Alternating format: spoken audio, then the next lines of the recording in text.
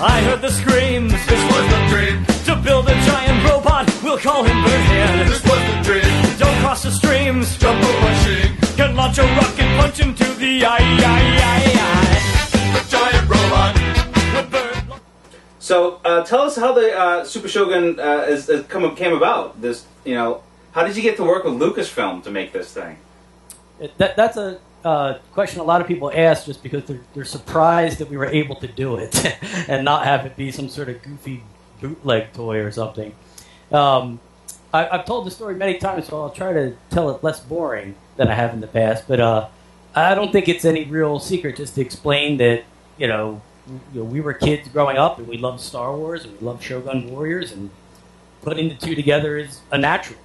I've made the joke that there's an Earth 2 somewhere that everyone got this toy Christmas 1979, but now we are making it a reality. So Brian Flynn, who is the founder of Super 7, Brian is the guy who had the idea to mush these two together, and then basically we had to take that idea to Lucasfilm and convince them that this was a good idea, which took a little doing, but at the end of the day they agreed, and then we started the actual work on designing it and now actually producing it.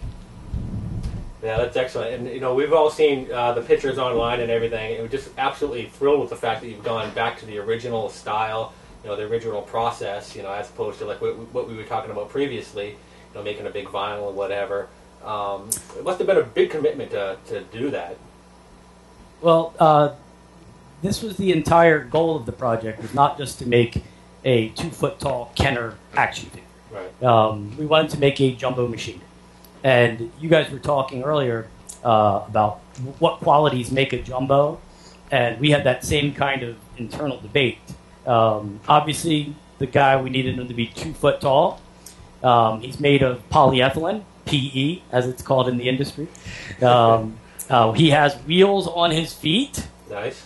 Which, Josh said earlier that there's people that say, "Oh, it doesn't have wheels; it's not a jumbo." I'd like to say I'm firmly in that camp, at least in spirit. But there's so many famous jumbos that don't have them that it's hard to disqualify. Right. When you were talking about having shooting fists or missiles or something, our feeling is it has to have some sort of launching gimmick. In this case, the fist on the Stormtrooper fires off. And then I think that's the rundown of the different qualities. I think really what will separate this from a lot of the pretenders to the jumbo throne. When you hold this toy, you can feel it in the actual texture that this is a jumbo. Right. And right down to you guys mentioned earlier that a lot of the original toys had little bags of sand that were put into the feet. This actually has weighted feet. We did it a little bit differently. In making the jumbos, we actually took some jumbos and disassembled them to see what made them work.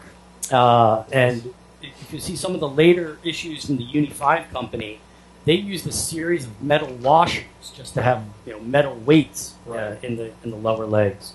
Ours is actually there's a solid resin in here to give this the weight that was needed. So it's actually really heavy. You'd be surprised, but it's funny. Some of the Mexican ones I have from the vintage ones actually have cement. The weight actually keeps it back.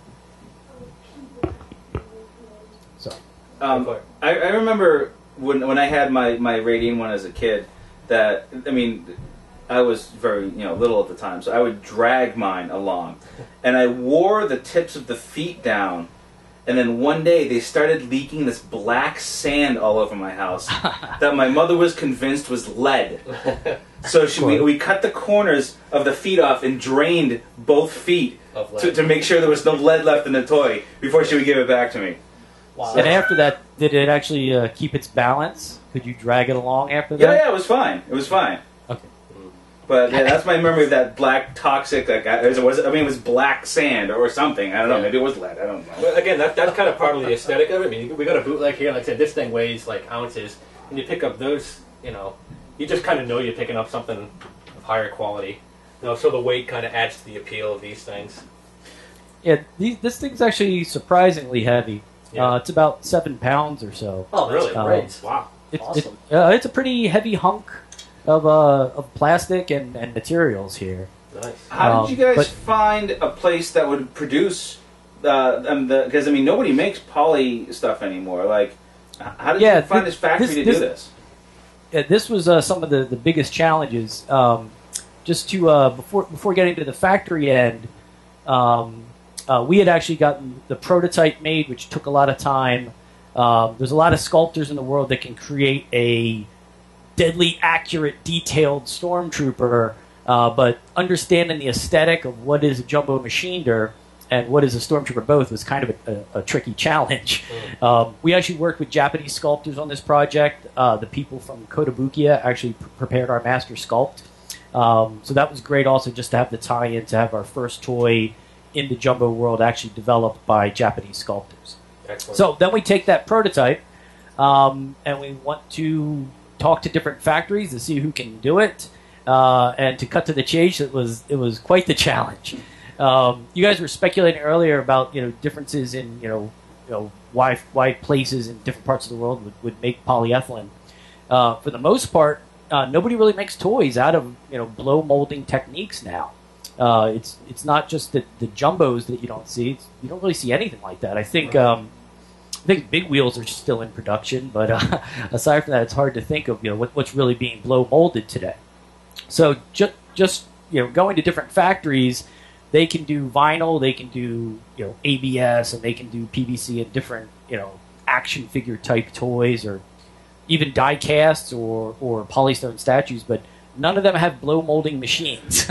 None of them work in polyethylene. So it took us a little while to track down a place, and then even longer than that was really getting one that could produce a high quality product. Most of them were able to make junk toys. I mean, I don't know of a more polite way to say it, but some kid who's going to have, I don't know, some sort of floaty toy for his pool isn't really a hardcore collector. Yeah, right. And not They're like novelties. Novelty detail. stuff. Yeah. Just out of curiosity, when you brought this project to certain factories and told them what you wanted to do, and they couldn't do it, did you have any that said, well, let's do it our way, let's do it vinyl? Did you get anybody trying to twist your arm to kind of stray from the path? Every step of the way. We were pretty much, not told we were crazy, but almost like, why don't we just do it in vinyl? Oh, we can do this as a two-piece ABS and sonic weld it. And it's like, no, sorry, it has to be. And then even in the later stages, they thought it would be best for the head to be changed to like an ABS and a harder injection piece. Really? And like the head has to be rotocast vinyl. And they were like, well, why? And my answer was just because it has to be. Yeah. I'm sure your solution is much better, would save us money, would save us time. That's interesting because nobody really complains in other toy lines from the past.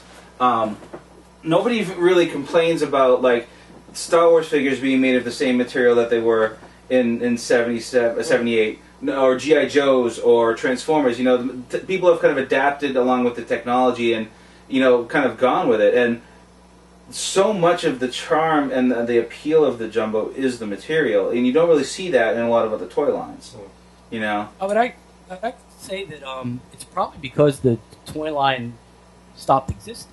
Yeah. If they had continued making them for the past 27 years or so, there probably would have been slight alterations as time went by, and then we would be here today, and it would be completely different. But Like the Neo since we didn't have Jumbo. that gradual change. Toy collectors are so open and welcome to change. We wanted to make the most authentic toy possible, and basically not only our desire, but the fans are insisting on it. The only people that weren't insisting on it were the people that had to do the manufacturing. Understandable. Well, that brings me to my other question. We've heard that the fists on this are going to be soft vinyl. That's something Yes. different from the previous ones. Can you elaborate on what brought about that decision? Yes, actually, there's a couple reasons, and this is the thing where we can show you all the photos and all the videos in the world, but it's really going to be something when people get to actually touch the toy. when we produce this toy, we're collectors ourselves, and we want to have a nice quality Stormtrooper. And as you look here, it's a great looking toy, but you can't really tell the way the details are actually executed on this. With polyethylene material, plastic, paint does not adhere to polyethylene at all. Right. So I have bad news for all the customizers of the world who want to trick this out. When they figure it out, please let us know. We would love to know how that happens. My favorite example of explaining polyethylene is the old Halloween buckets where you'd have like the jack-o'-lantern.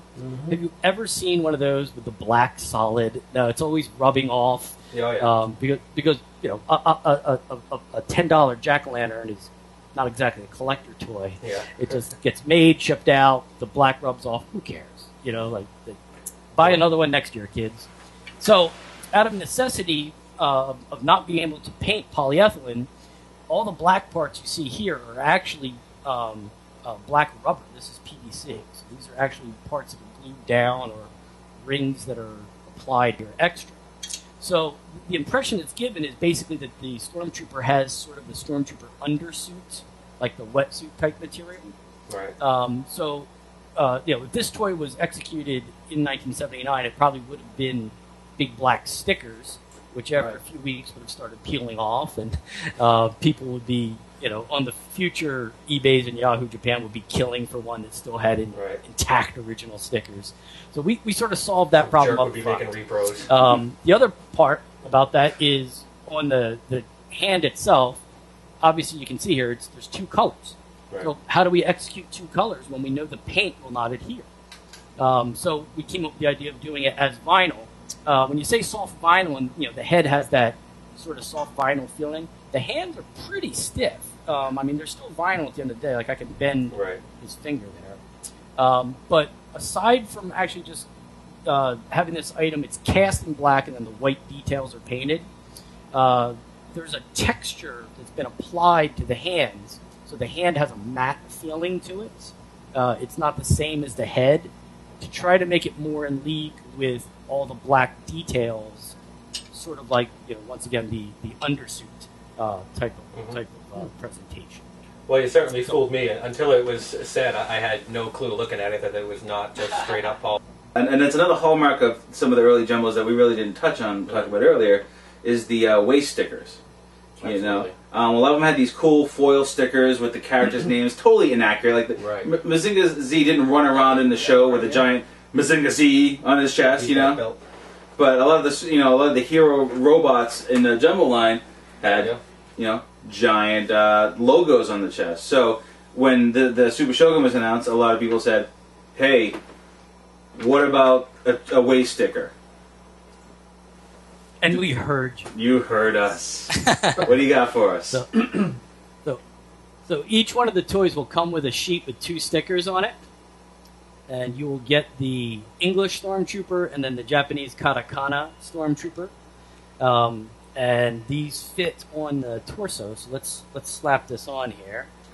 Hopefully I don't rocket punch myself in the eye. Live stickering. I'll be curious to see which one you put on there. Do you have a preference, or can you say? Let's take a guess first before he puts it up. I'm going to say Frank is going to put on the English one, but I want the Japanese one. I'm going to say English. I like the English one too, personally.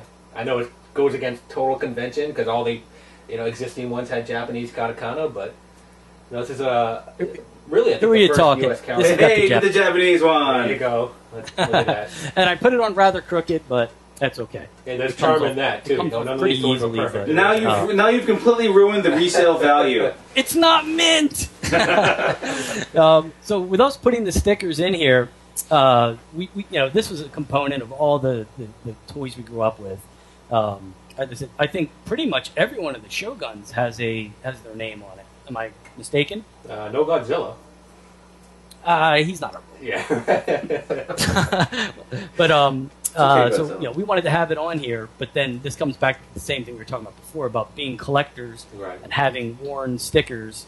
And also, I think there's a lot of fans of Star Wars that are going to be interested in this toy. This will be their first ever jumbo machiner, and I'm not quite sure how a person buying a Super Shogun Stormtrooper will react to having a sticker on it. So we decided to keep it as a separate element. So you can pick which one you want to put on or none. Either way, it's an option. Will you guys put your stickers on? I personally probably won't, just because I think it looks very good without it. I have vintage jumbos that have stickers that I have not applied, such as like Sun Vulcan. I think he looks great without the sticker sheet, so the stickers stay in the box. I'll probably do the same with the Shogun. I'm a sticker in mine. Yeah? I'm sticker in mine. Well, that's, to each his own. I kind of want to. I'm not too sure because the look is so classic. You need 3. It's really what it comes down to. Yeah. One to leave alone, one for English, one for Japanese. I mean... And then you would probably need 3 jobs. Yes. Yeah. Then you need a mortgage for the purchase. Right. But we at Super 7 highly encourage buying 3. Well, it's funny, So there's the sticker. I think it's cool. One little interesting note that I think people that visit CollectionDX will get a kick out of. Since this is the first Super Shogun, we have a sort of hidden tribute to the first ever Jumbo Machinder. Yeah. The silver that we used, both in color and texture, matches the original Mazinger Z. Nice. Right on. I said, this will probably be the only time we ever talk about that because it's lost on most people. We thought that would be a fun little bonus. That is really cool. Right on. Definitely. It's interesting. We've been spending most of this time talking about Machinders because we, in general, come from the Japanese toy collecting hobby. But of course, this is a crossover toy, and so I'm kind of curious, why did you decide to do a Stormtrooper as a Machinder? Because most Machinders are robots, so you would think a droid, like a C-3PO or something. What can you tell us a little on the thought process on how you chose the character? It's funny, a couple have brought up C-3PO to me in the past. And I'm not saying I just want a can't C-3PO envision one, an I'm just- ass-kicking C-3PO. I know. So What's he gonna shoot? He's the first droid that came to mind, I mean. Well, For I don't better know or about you, worse. but when I saw Star Wars in '77, I thought the Stormtroopers were robots. Yeah. So I had wondered how Luke and Han pulled all the wires out so quickly. You know what'd be cool is the next retro toy line that Super 7 should do is talkers, and then C-3PO should be a talker. We don't need a C-3PO talker. Just pull out the thing. The object successfully surviving the asteroid field at 24,500 to 1. Come on. I don't know about that, but I don't like hearing him talking in movies. But basically, for us to do the Star Wars characters, there's a handful of badass characters that are armored or lend themselves well to the format. And then really it came down to us, putting together a list of characters we thought worked, and Stormtrooper works. Obviously he works. It looks so awesome. Yeah. And then Brian Flynn felt that was the best item to possibly lead the series. I can't disagree. It just strikes me as interesting that this is probably the first time I've ever seen a company release a toy that is like the first toy. Say you make more of these in a line, so to speak, where the first release is a villain. Usually go with the hero. You would think you put out Luke or Anakin or whatever. Yeah. But he's starting off with a bad guy, and I think that's kind of interesting. Well, I think this goes back to just hardcore Star Wars fans. If you look at the best-selling products, or I'm talking high-end items and not so much the Hasbro type merchandise. When people are buying 12-inch figures or statues, or quarter-scale figures, or whatever it is, the villains rule. The fans are much more passionate to get a large-scale Imperial character than someone from Maybe as the ultimate tribute, you'll do what Popey did, only reverse it. Right. You'll do vinyl heroes, but really limited. Like you'll make one that's just like the store display. Yeah. You'll blow up one in a commercial, and then it'll be worth $37,000. 20 years from now. But that's That'd be interesting awesome. too, because it does kind of show the difference between kind of American collectors and Japanese collectors. Whereas in Japan, generally the villains are not what they seem to want. Historically, it's always the hero characters. Hey, if Star Wars had come from Japan, they would have been Stormtroopers. Perhaps. True. I think for sure. The homages don't stop there, though. There's also the packaging. Yeah, this is big for me. I'm a box snob. I care very much about what toy comes in. So, yeah, you debuted the packaging about a week, 2 weeks ago, and it's you guys knocked it out of the park. If you're asking me, I think it's really beautiful. Both boxes. Would you care to talk about that a little bit? Well, what you said actually was the same as our mindset, being toy collectors. The packaging does mean a lot to us as well. We went through so many rough drafts before getting to this final version. We had so many masters to serve. We have fans that are Star Wars fans, so it's got to have a Star Wars aesthetic too. We've got people that are going to be Shogun Warrior fans that are not going to be Jumbo Machiner fans, and Jumbo Machiner fans that are not necessarily Star Wars fans or Shogun fans or people like us, which like all of them. And then we have our own Super 7 brand of creativity that we wanted to put on display as well. And then we had to mix all those elements and get Lucasfilm to approve it, which was definitely not the easiest task in the world. When you look at the package, the logo that we're using is a retro logo that hasn't been used since the 70s. And to use a corporate giant's logo and not use their current logo is almost unheard of. So we were way off style guide. The style guide instructions of how to make your packaging, how to make your advertising were pretty much thrown in the trash, and we just kind of did our own thing. And then we had to finesse everything. At the end of the day, we pretty much got to do what we wanted to do as long as the copyright and legal line were not typoed. So we were pretty happy. So can you show? Dave actually has brought one of the vintage Machinder boxes. I brought a couple actually, just to kind of show you the two different styles. Because both styles are represented on the new toy. I'm sure you can tell us more about that in a second. For those who haven't seen it. And the boxes. It's worth noting that the boxes, Super Shogun box is more based on the original Japanese Machinder boxes than the U.S. Shogun Warrior boxes. Yes, this is an original Popey Hero Machinder box, and we'll put next to that the villain box. Talk about the hero box first. Yeah, well, we can take a look at both. Block me right out of the screen. No one wants to see me anyway. You're beautiful, babe. Come on. Yeah. No matter what my friends say. Yeah, but these are the boxes that came with the Popey villains, which you can see totally different, just two-color, plain cardboard. And you can tell us how that tied in with your package, Frank. Totally cheap boxes too. You get these anywhere. They're usually in the dumpster. Collectors get them, and now even though they want the toy, they just. I actually have one in the back that my cat poops in. So, you could probably still get good money for it. Hopefully, years from now, someone will have their cat pooping in our Super Shogun box. That's the goal, if you think about it. Right? Yeah, that absolutely. Mint and litter box. Oh boy! Every now and then, the audio cuts out, and right now, I'm happy for that. So to talk about the design of the package, our goal was never to replicate an exact package style. It was obviously inspired. It's very obvious that the Popey Jumbo Machinder boxes were probably at the forefront of the influences. But we tweaked and modified and brought our tastes to it. But in sort of the element breakdown, we wanted to have the logo across the top, a Jumbo Machinder message, or in this case, Super Shogun message across the bottom, and then have some Japanese text down the side. On our package, the text on the side actually reads, "May the Force be with you," in Japanese. And then, it's a product shot of the actual guy himself.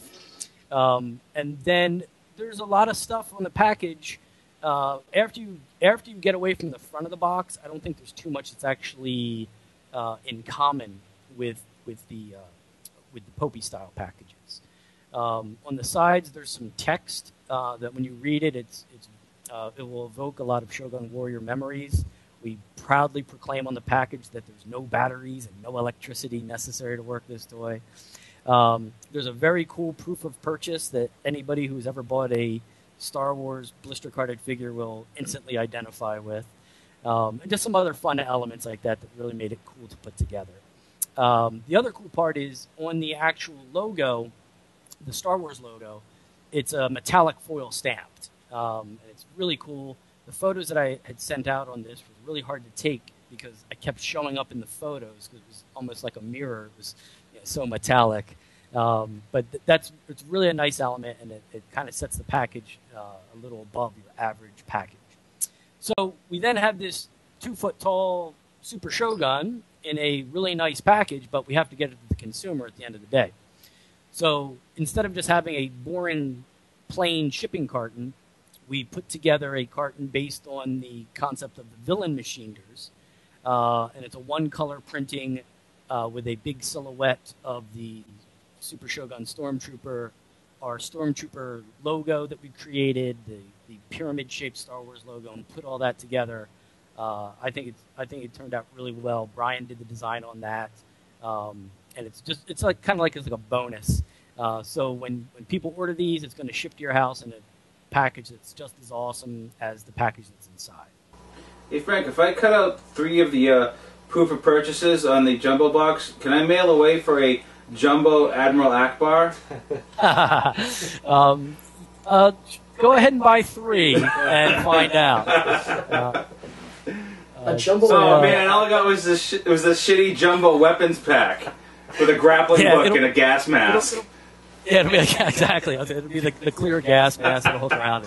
That's actually a great idea. Is to make accessories and do it. Oh, so here's one other fun tidbit for the Japanese toy collectors. On this sheet, you can see a little triangular sticker. That's our licensing sticker. So each one of the boxes is actually stickered with that.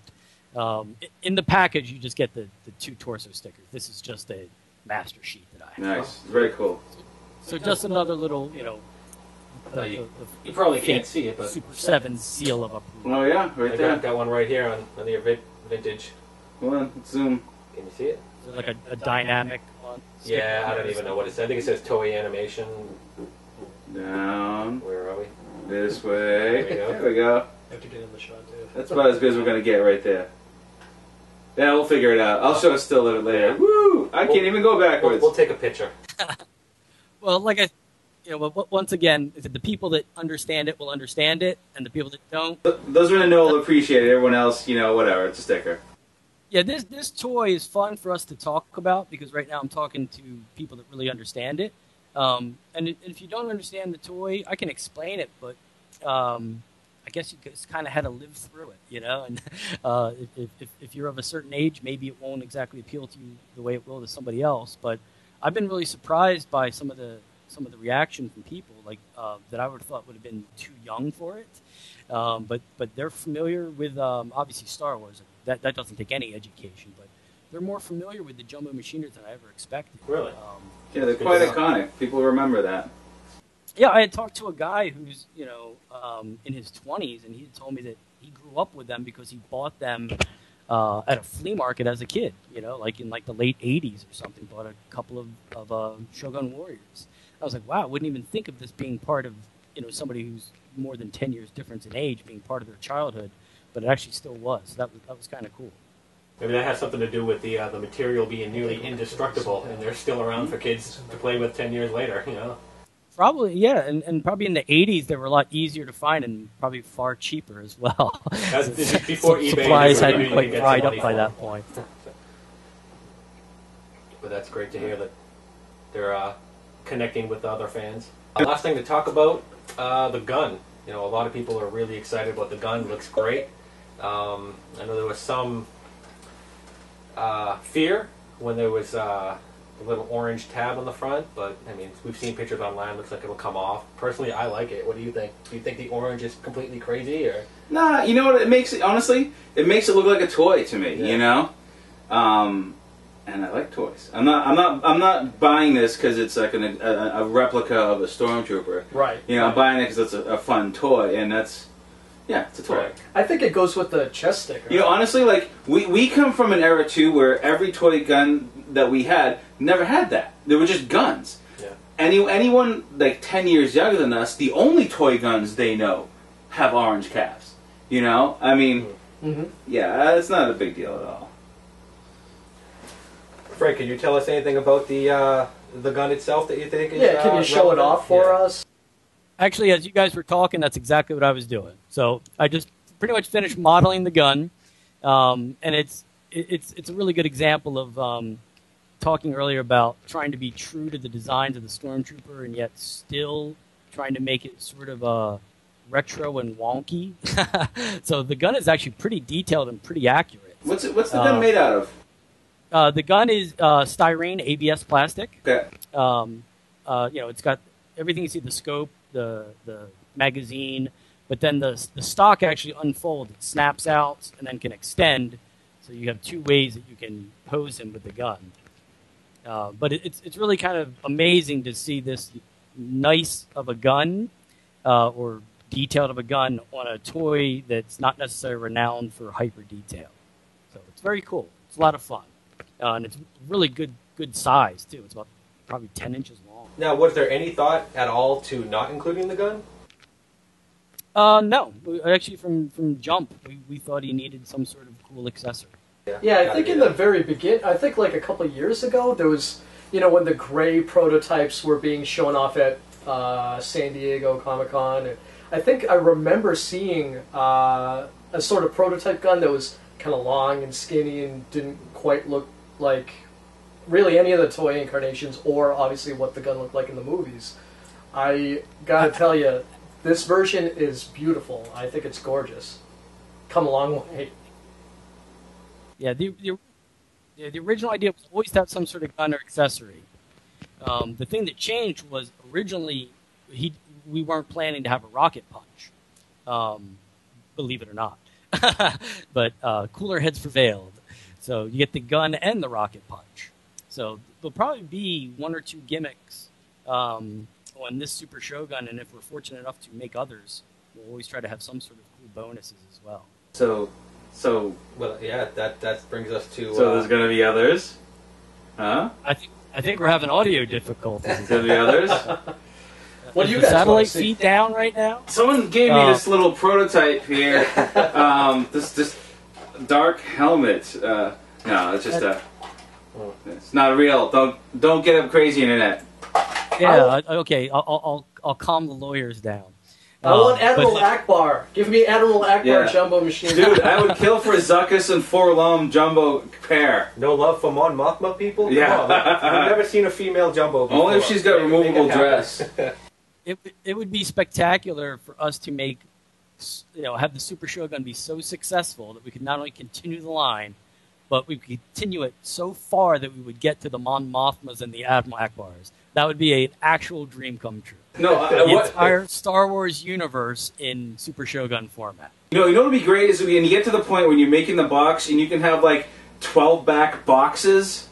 Oh man, that'd be great. That would be really cool. Well, I think what everyone on the internet should do is start a poll or one of those, petitions. Thank you. Yes. For Chewbacca. They always work. They got to do a Chewbacca. Chewie. Yeah. Come on, a bowcaster. The bandolier can be made out of like a big rubber band, and the textured plastic like Godzilla. It would rock. And I'm telling you, And you know what? And he could have the lever on the back of his head, and there could be like a Godzilla tongue that comes out of the mouth, but it's Chewbacca's mouth. That. Actually, it could just be a big stiff thing that says like a roar on it, like a Yes. silent cartoon. Come on, you guys are laughing. Honestly, but this would be great. and if Poopy can make a Spazer, you guys can make like a Millennium Falcon or a Death Star. I don't see why not. No. Okay. It's a do-back. I don't even know what that is. Oh, the thing with That actually would be great. That would work perfect. Do-back that he just sticks right in, like the old story. It's the whole the spring-loaded panel in the back. I remember that. Yeah. Like a Daiku back. Yeah, the do-back. Right. So, Well, I mean, petitions are one thing, but you'll never get that way Yeah. if these don't sell. I'm sure so- Frank will totally listen to a bunch of internet nerds signing a petition to make it Yeah. Jumbo's Chewbacca. So if anybody wants to send suggestions, they're welcome. But in order to make those suggestions a reality, we need our good friend the Stormtrooper here to be successful. I mean, that's really what it comes down So, should someone want to buy a Super Shogun, okay? Or three. Or Three. all of them, clean out the warehouse. Where can they buy them? And what's it going to cost? For all the information on this toy, go to starwars.super7store.com. And if that's too long, just go to super7store.com.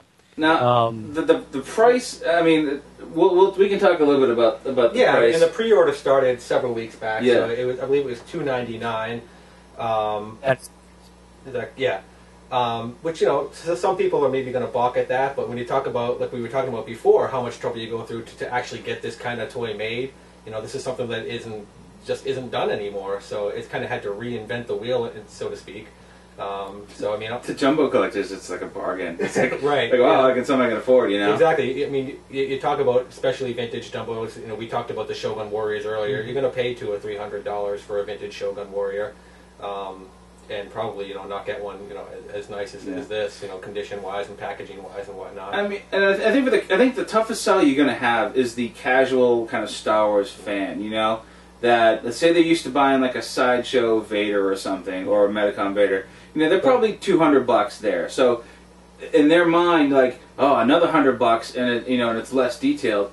But I think what people really have to understand is limited amount of these. They're not a run like Hasbro makes Transformers. This is kind of a niche thing. A lot of care, a lot of development, a lot of the materials just aren't made anymore. You know, it's like fine, like a fine craft. You know, to get these, you just don't see it anymore. And like you said, it's not Hasbro. I mean, now Frank, correct me if I'm wrong, but you're not driving Ferraris and have, you know, 20 supermodels going around with you, you know, in LA or anything like that. Okay. Same thing with Brian. You know, you guys are, you know, Super 7. It's by nerds for nerds. Yeah, so basically, if you ever want to see a Mon Mothma, go buy 3 Super Shoguns, you know, bite the bullet and make it happen. You know? Yeah. I agree. And that's it's starwars.super7store.com. That's correct. Yes. Thank The you. one. Awesome. So visit and buy. We want to say special thanks to Frank Supio from Super 7 for taking the time to talk to us about the Thanks for coming on, Frank. Super we really Shogun. appreciate it. And Don't Thanks forget for to stop by. We'll We'll be covering it, of course, on CollectionDX when it comes out. So stop by CollectionDX.com. You know, we'll set you up there. leave us your comments here on YouTube. Leave us the comments on CollectionDX. You can follow us on Twitter. You can follow us on Facebook. We'll even come to your house if you want. Just let us know. I'm not doing anything. Yeah, tomorrow we night. got time. Okay. Obviously. Yeah. All right, dudes. That's about it. Thanks for watching again. Yeah, thank you. It's in my hands. We got missile command.